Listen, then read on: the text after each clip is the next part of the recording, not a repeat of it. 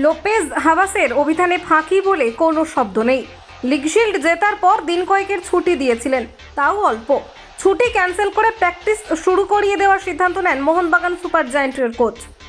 এখন যা পরিস্থিতি তাতে ওড়িশা গিয়েও প্র্যাকটিস করাতে পারেন অভিজ্ঞ স্প্যানিশ কোচ। ওড়িশা এফসির বিরুদ্ধে সেমিফাইনাল প্রথম পর্বের ম্যাচ হবে ওড়িশা এফসির ঘরের মাঠে।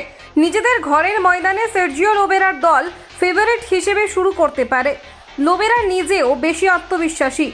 প্লে অফের ম্যাচ খেলার আগে স্পষ্ট করে দিয়েছিলেন ইন্ডিয়ান সুপার লিগ জেতার দিকে তার মন পড়ে রয়েছে। কলকাতা থেকে ওড়িশার মাঝে কয়েক ঘন্টার মাত্র পথ। দুই রাজ্যের আবহাওয়ার মধ্যেও বিরাট কোনো পার্থক্য নেই। সন্ধেবেলায় ম্যাচ, তাপমাত্রা তখন কিছুটা কম থাকবে। কলকাতার অত্যাধিক গরম সহ্য করার পর ওড়িশায় গিয়ে ফুটবলারদের খুব একটা সমস্যা হওয়ার কথা নয়। তবুও হাবাস কোনো ঝুঁকি নিতে চাইছেন না। সেখানে পৌঁছেই আবার শুরু করে দিতে পারেন অনুশীলন।